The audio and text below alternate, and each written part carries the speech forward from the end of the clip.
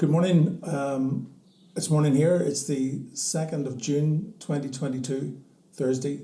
A day that will probably be remembered more for the beginning of the 4-day celebration of the Queen's Jubilee. The day after the verdict was announced of the Depp-Heard trial. And it's one of a number of days here where energy tariffs have risen by 30-40% variously across the energy providers. More increases on top of increases that have occurred earlier on this year. And I was drawn to talk about that notionally at the beginning of this podcast because it's just a little bit like smoke and mirrors, and it's called superficial appeasement. You might have heard the phrase bread and circuses mentioned and bandied around in the middle of the pandemic, but essentially we've got a serious cost of living crisis here across the island of Ireland, across Western Europe, across the world.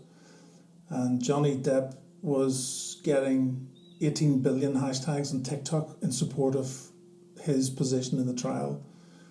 And that's a lot of people hashtagging and commenting and sharing content about a guy that we only really know through his performances as an actor, and mainly through a comedic character in Pirates of the Caribbean, although some of his other roles he has acted in other movies, but he's really a creation of Disney and Tim Burton. That's quite harsh, but the persona we see is exactly that. We don't really know what he's like. Amber Heard is what she is, but I guess the two of them really could do with sitting down and speaking to some kind of counsellor about their mental well-being, because the last few weeks have been a massive distraction for everybody else, but probably shone the spotlight on the vulnerabilities and the weaknesses of two characters that probably were never destined to spend much more than a weekend together. Queen's Jubilee is costing households in the UK 28,000, I read. £28,000 for a 4-day blowout, which is extravagant in any economic climate. And this is not about being pro or anti-monarchy or anything like that. This is just basically looking at the economy as it sits right now, and where we all sit in the beginning of summer, where it's a little bit warmer outside, and so what, it's warm and let's get a few pints in and celebrate whatever. But £28,000 per household could have been £1,000 per household. It could have been £5,000 per household. But the budget that was agreed in 2021 has been seemingly adhered to, and they've pressed on with this when cuts have been made everywhere else.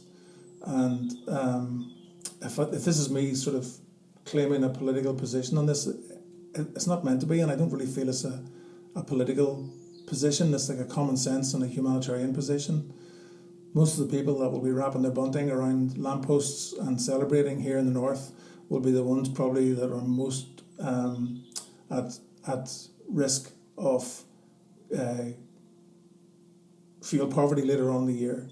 So it doesn't make sense to me. So superficial appeasement is a different way of describing smoke and mirrors. So that's what it seems to be. So that rant's over. Welcome to the Shift Control podcast. Thanks for tuning in. This one was really, I wanted to talk about kind of the convergence or the lack of convergence of technology and sales. There are a lot of arrows pointing towards AI and the future of sales being automated and heavily driven by technology, and I get that. I also see so many different business sectors that are so far away from ever getting to that point where technology is an asset to their business, never mind replacing the human face of the business. And when we worked in newspapers and publishing over in England, we had 3 newspapers as part of the group, and there was a conversation way back then that we thought, what will happen if technology replaces? And at that time we thought technology will never replace people. Like there will always be a human face of the business, but that has changed completely. And where there were two sales teams, there are now one sales team, a fraction of the size, managing a fraction of the revenue, because the focus has very evidently moved online. And so to try and predict technology's role in sales would be very risky. I've worked with some businesses currently that have not every single bit of technology, but have embraced so much technology and trying to further their business development efforts that they have lost sight completely of some of the really basics, some of the fundamentals of selling that have made them successful up to this point. And there is this potential to over-rely on technology that's not really ever going to deliver what it promises. Some of the aggregating systems that bring together your email, that bring together your social media management, your content delivery, this kind of single pane visibility where you press one button and it takes care of everything.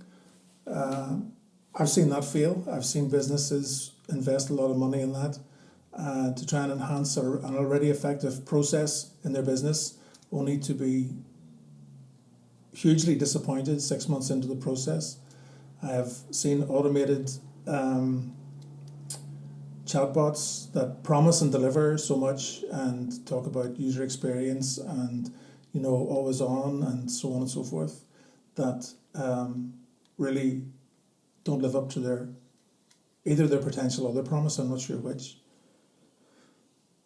And so I've always believed that regardless of the technology that you use, speaking primarily from business to business here, that if you consider social media, you consider pay-per-click, you consider emails, you talk about all aspects of digital, you talk about anything online, you talk about old school TV, radio, trade press, events. The challenge is to bring the conversation offline as quickly as possible and bring it into a one-to-one environment. That's from my personal experience. In business to business, some of the clients that I'm working with admittedly wouldn't be selling sophisticated products. Their processes will be very, very simple. Some of the other ones are highly sophisticated, detailed, and require a lot of education, not only in the sales process, but beyond the sales stage into delivery and so on. And they use a lot of technology, but their hard work and heavy lifting is done when a salesperson speaks to a buyer and you're into the sales basics and the real fundamentals of relationships, consulting, giving advice, and you're really into back into the human engagement aspect of selling. That's not to say that technology will change dramatically the face of selling in the next 5, 10, 15 years. I really don't know what is lying so far ahead. I just know now in certain sectors, in the construction sector, in the manufacturing and engineering sector, in white collar consulting businesses just like my own. And there are so many others. Technology is a component of the process. It's not the main platform, and it can be as much of a hindrance as it can be as an assistant. And so part of what I wanted to do really is to suggest that the best way to move forward is to reflect and take a look back and go back to the very basic principles of selling. Go back to the very basic principles that have taken your business to where it is now. If you're a mature business, if you're in a startup, then perhaps you could be overwhelmed by all of this potential technology that can add value to your business, and everything could be going through your apps and through online engagement. And I'm not knocking this at all, by the way.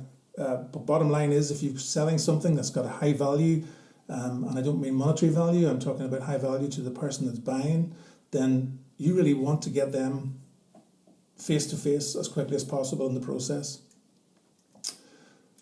So what we do in Shift Control is we focus on the sales skills, not the very basic sales skills, but the fundamentals of selling, which are the sales skills, which are into the more emotional and mental, a more emotional and a mental approach to work. More recently, I've noticed business owners, other consultants, and certainly some of the books that I've been reading, they talk about energy management, which is a really, really kind of interesting phrase. But if you apply that to how your sales team's working and how people are coming into work in the morning, and it's the old approach from university where you're cramming with Pro Plus back in my day, or you're drinking Red Bull or Adderall or whatever the Yanks are using, there's all this stuff that keeps you working 26 hours a day.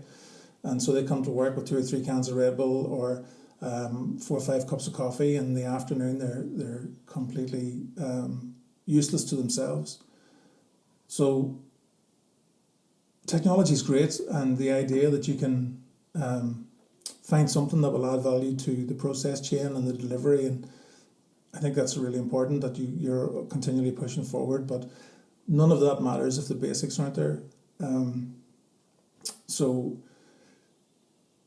yeah, that was the main point of this podcast. Is kind of gone on a little bit about the beginning of it, but I hope it makes sense that you can't really build a house if you haven't picked a location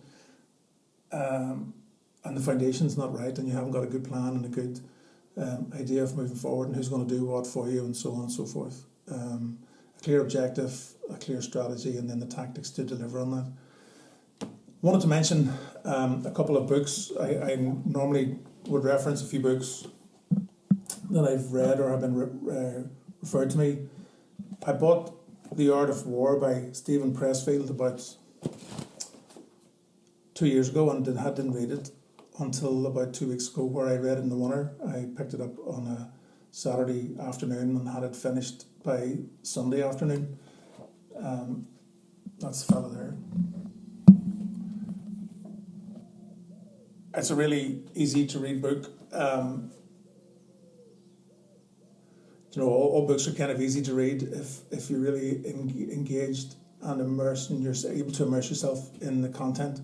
This is really easy to read because the style of reading, the chapters are very punchy, very straight to the point. And someone's going to say to you that it's telling you the stuff that you already know. I don't think it necessarily just does that. It kind of makes you think about things. The core of this is resistance. What's stopping you? And for all of the reasons that you haven't been doing what you've been doing in sales or in your business, is really focus on resistance. It's a brilliant book.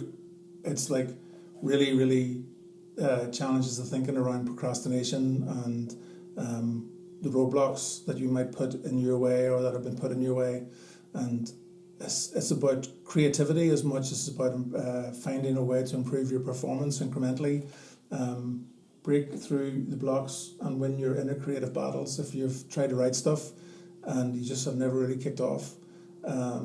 He talks a little bit about honouring the work that you do, which might sound a little bit out there for some people, but if you're going to put everything you have into something, then perhaps you maybe need to reframe the way you look at that and how you give everything you have to what you're about to do.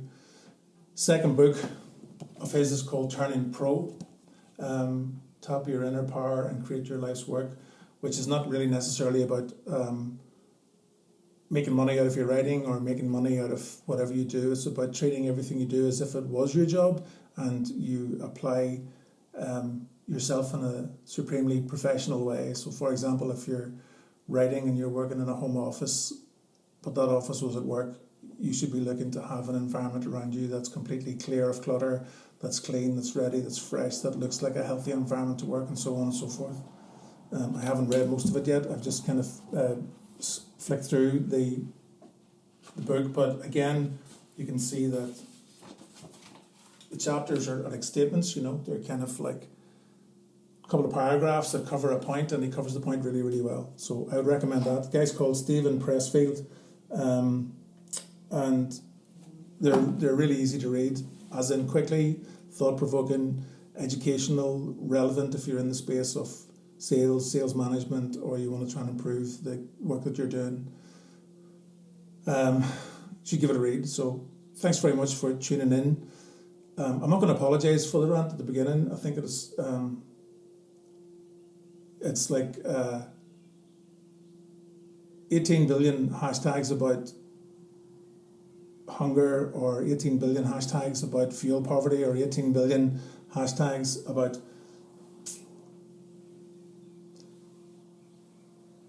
look after the homeless, all that sort of stuff.